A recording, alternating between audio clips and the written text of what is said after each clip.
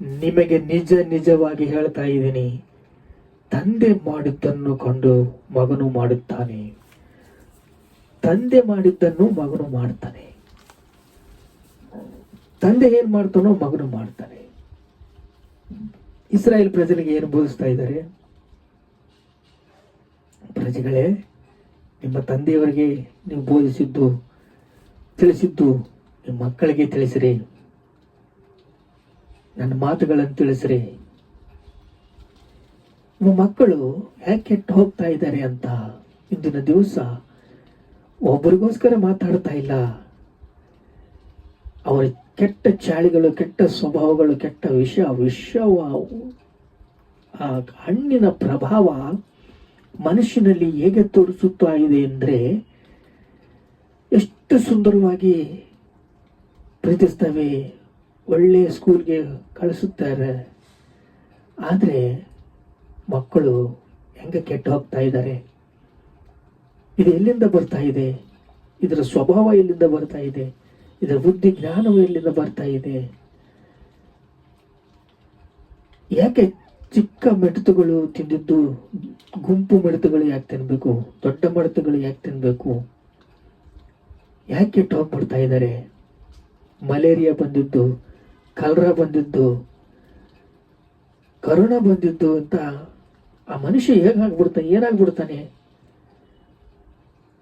ಒಂದ್ಸಲ ಆಲೋಚಿಸ್ರಿ. ದೇವರ ಮಾತನ್ನು ನಾವು ಕೇಳಿ ಬದಲಾಗೋಣ.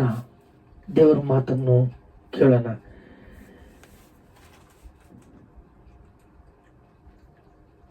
ತನ್ನ ತಂದೆ ಮಾಡಿದ್ದು ಮಗನು ಮಾಡ್ತಾನೆ.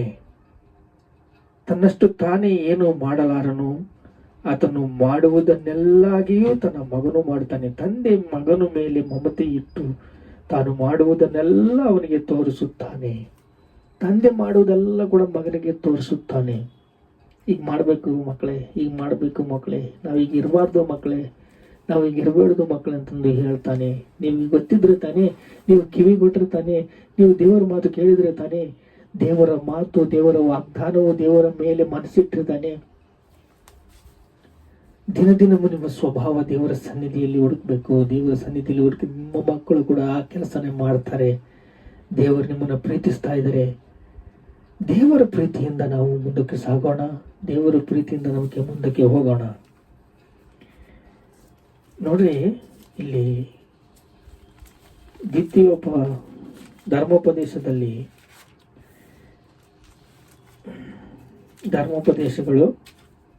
20ನೇ ಅಧ್ಯಾಯ 1ನೇ ವಚನದಲ್ಲಿ,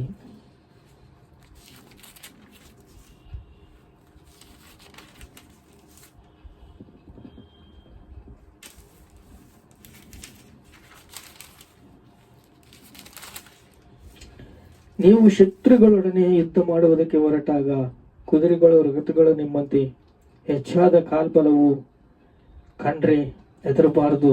ಐಗುಪ್ತ ದೇಶದಿಂದ ನಿಮ್ಮನ್ನು ಬಿಡಿಸಿದ ನಿಮ್ಮ ದೇವರಾದ ಯೆಹೋವನು ನಿಮ್ಮ ಕಡೆ ಇದ್ದಾನೆ. ಯಾರು ನಿಮ್ಮ ಕಡೆ ಇದ್ದಾರೆ? ನಿಮ್ಮನ್ನು ಐಗುಪ್ತಿನಿಂದ ಬಿಡಿಸಿದ ನಿಮ್ಮ ಬಂಧಕಗಳು, ಕಟ್ಟುಗಳು ಬಿಡಿಸೋದಕ್ಕೆ ದೇವರು ಯೇಸು ಕ್ರಿಸ್ತನು ಸಿದ್ಧವಾಗಿದ್ದಾನೆ. ತಂದೆ ಮಾಡಿದ್ದನ್ನು ಮಗನು ಮಾಡ್ತಾನೆ. ತಂದೆ ಏನ್ ಮಾಡಬೇಕು? ದೇವರ ಸನ್ನಿಧಿಗೆ ಹೋಗ್ಬೇಕು. ತಂದೆ ಏನ್ ಮಾಡಬೇಕು? ದೇವರನ್ನು ಪ್ರೀತಿಸ್ಬೇಕು. ತಂದೆ ಏನ್ ಮಾಡಬೇಕು? ದೇವರ ಪಾದಗಳನ್ನು ಹಿಡ್ಕೋಬೇಕು. ಸತ್ಯವೇದವನ್ನು ಓದಬೇಕು. ದೇವರ ಕಡೆಗೆ ತಿರುಗಬೇಕು. ದೇವರ ಕಡೆಗೆ ತಿರುಗಿದ್ರೆ ತಾನೇ ನಿನ್ನ ಮಗನು ದೇವರ ಕಡೆಗೆ ತಿರುಗುತ್ತಾನೆ. ದೇವರ ಮಾತು ಕೇಳಿದ್ರೆ ತಾನೇ ನಾವು ದೇವರ ಮಾತನ್ನು ಮಾಡ್ತೀವಿ.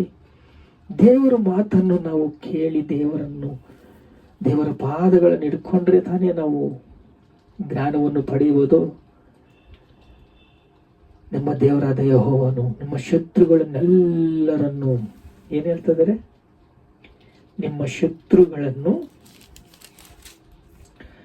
ಯುದ್ಧಕ್ಕೆ ಹೊರಟಾಗ ಅವರ ಅವರ ಕುದುರೆಗಳು, ರಥಗಳು, ಹೆಚ್ಚಾದ ಕಾಲ್ಬಲವುಗಳನ್ನು ನೋಡ್ಬಾಡ್ರಿ. ಯುದ್ಧ ಬರಲಿ. ಪೌಲ್ ಭಕ್ತನು ಹೇಳ್ತಾನೆ, ನಾವು ಹೋರಾಡುತ್ತಿರುವುದು ದುರಾತ್ಮ ಶಕ್ತಿಗಳಿಂದ, ದುಷ್ಟ ಶಕ್ತಿಗಳಿಂದ. ಎಷ್ಟು ದುಷ್ಟ ಶಕ್ತಿಗಳು ನಮ್ಮ ಮೇಲೆ ಯುದ್ಧ ಮಾಡ್ತವೆ, ಎಷ್ಟು ದುರಾತ್ಮ ಶಕ್ತಿಗಳು, ರಕ್ತ ಪಿಚಾಚಿಗಳು ನಮ್ಮ ಮೇಲೆ ಯುದ್ಧ ಮಾಡ್ತವೆ ಅಂದರೆ ನಮಗೆ ಸೈನ್ಯವಿದೆ, ಪರಲೋಕ ಸೈನ್ಯ ಸಮೂಹವಿದೆ.